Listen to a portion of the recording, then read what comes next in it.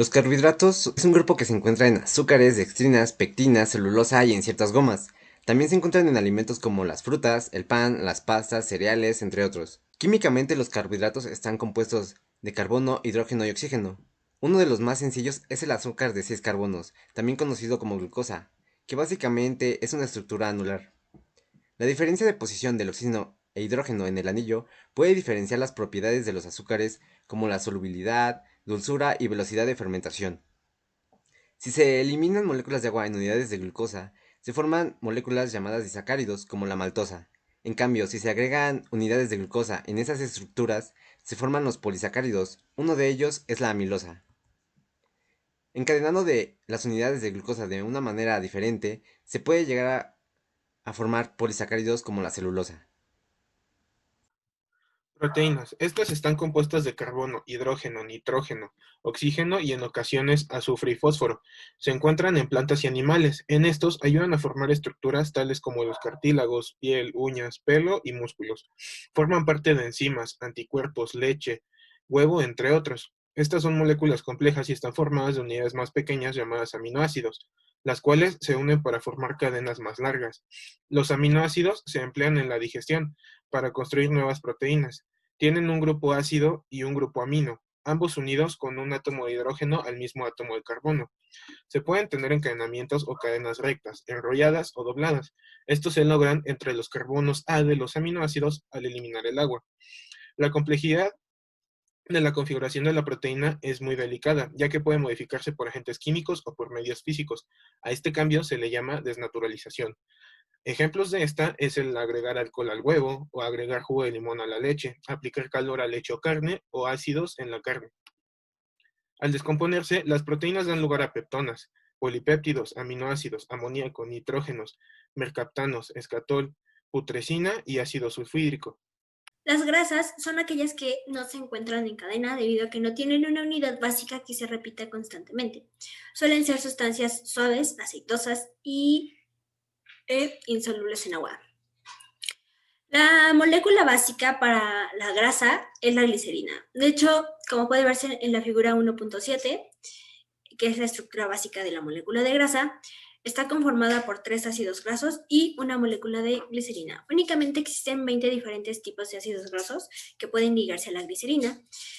Y estos difieren en la longitud de sus cadenas de carbono, así como en el número de átomos de hidrógeno de las mismas. Se dice que cuando un ácido tiene el mayor número posible de átomos de hidrógeno, es un aceite que está saturado. De lo contrario, se dice que está insaturado. Las grasas son muy importantes gracias a que a ellas podemos formar emulsiones, tanto con el agua como con el aire. Por ejemplo, leche, crema, betún para pasteles. Debemos tomar también en cuenta que existen otros componentes que nos ayudan, como son los ácidos orgánicos que nos ayudan a poder alargar la vida de los alimentos. Conservadores, que vamos a ver un poquito más adelante, y enzimas, que son aquellas que se encargan de controlar las reacciones. No solamente en los alimentos, también es importante saber que nuestro organismo como seres humanos.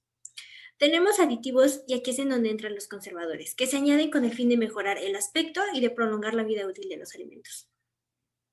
Los conservadores son aquellos agentes químicos que nos ayudan a retardar, impedir o disimular alteraciones en alimentos. Por ejemplo, el ácido benzoico que se encuentra en el papel morado con el que se envuelven las manzanas y las peras en los mercados. Así como el óxido de etileno, que se encuentra en envases permeables. ¿Por qué no se encuentra, por ejemplo, como en el papel? Porque puede ser tóxico expuesto al ambiente. Tenemos antioxidantes, donde uno tiene un grupo hidroxilo en su fórmula, por ejemplo, con los fenoles, y otro posee grupos ácidos. Los antioxidantes se encuentran, por ejemplo, en la vitamina C, en la vitamina E. Y tenemos emulsificantes, que nos ayudan a mejorar la textura y la apariencia, por ejemplo, de la margarina, así como lograr cierta homogeneidad. Unas formas de conservar alimentos. Liofilización, uno de los procesos de desecación de los alimentos empleado para prolongar su vida útil. Es un secado por congelación. Se eliminan los líquidos de los alimentos solidificándolos. de -10 a -40 grados centígrados a baja presión. En la industria alimentaria se usa principalmente para preparar café instantáneo, leche en polvo o leche condensada. La liofilización es un proceso bastante costoso, por lo que se emplea solo en alimentos caros y delicados. Además, estos alimentos tienen atributos que no pueden conservarse con otros métodos convencionales de secado con calor. El principio de la liofilización es que bajo ciertas condiciones el agua se evapora del hielo sin que éste se derrita. Salado. La función del salado es compleja. Es una primera etapa que sirve para deshidratar la carne. El fenómeno de ósmosis permite extraer el agua del interior de las células, con lo que se prolonga la vida de conservación del alimento. Por otro lado, los microorganismos no pueden sobrevivir a una solución cuya concentración salina es de 30 a 40% en peso. Si se colocan en la salmuera, el agua de la célula pasa a esta y provoca la muerte de los microorganismos. Ahumado. El fin principal del ahumado es la conservación del producto debido a la acción secante y bacteria de humo. Inhibe las bacterias y la oxidación de las grasas.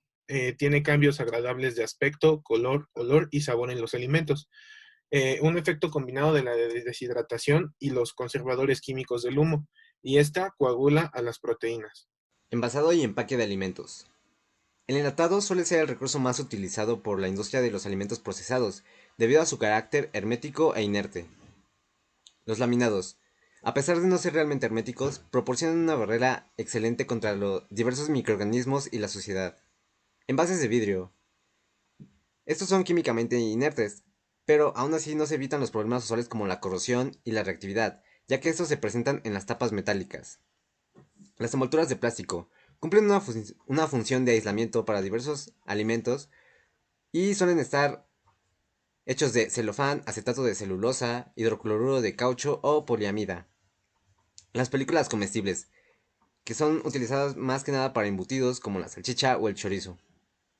De refrescos y bebidas. El refresco prácticamente es una bebida endulzada, saborizada, acidulada, coloreada y carbonatada. Hace uso de colorantes y saborizantes artificiales. Cuando se emplean extractos aceitosos de frutas se debe añadir un emulsificante, esto con el fin de que los aceites no se separen de la bebida. El O2 en solución proporciona un carácter ácido a la bebida. La cerveza. Una bebida ligeramente alcohólica derivada de la fermentación de cebada o trigo.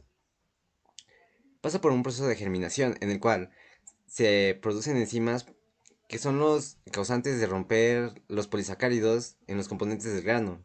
La maceración, que es en la cual se incorporan sustancias con almidón para la producción de etil. La fermentación. Existen dos tipos, la superior e inferior, dependiendo en dónde se termina depositando la levadura. La maduración, que es en donde se separa la levadura restante y se almacena a 0 grados centígrados durante periodos de largo muy tiempos, ya sea durante meses o años. Y la turbidez, que es en la que se busca obtener el color dorado o transparente. Tenemos aquí también algunos alimentos industrializados. Por ejemplo, las margarinas de las que ya hemos hablado anteriormente.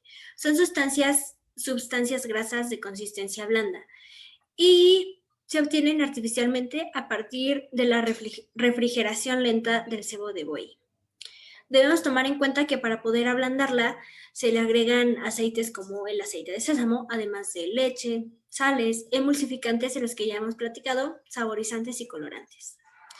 Aquí podemos ver una margarina en la imagen 5. También tenemos lo que son las pastas.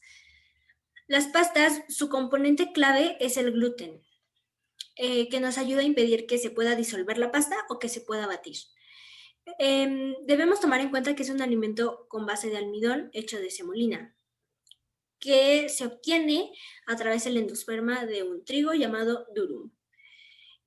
Aquí tenemos un ejemplo de las pastas en la imagen 7 y es importante también conocer que las formas que tiene son con el fin de la retención de calor, absorción de agua, de salsas, por dar un ejemplo. Debido a que cuando se calientan los gránulos de almidón en agua se gelatinizan aumentando la viscosidad, las harinas son empleadas para espesar salsas, caldos y demás mezclas. Salchichas, una de las formas más antiguas de carne procesada. La carne molida necesaria para la fabricación de las salchichas se mezcla con sal, especias, sales de curado, grasas y hielo para lograr la emulsión. La composición de las salchichas varía notablemente, como res, carnero, pescado, tortuga, cabra, ballena, burro y mezclas de leches, cereal, papas y harina de soya. En el pasado, estas se usaban solamente con tripas de animales para envolver las salchichas. Actualmente, predominan los materiales celuloicos y de colágeno.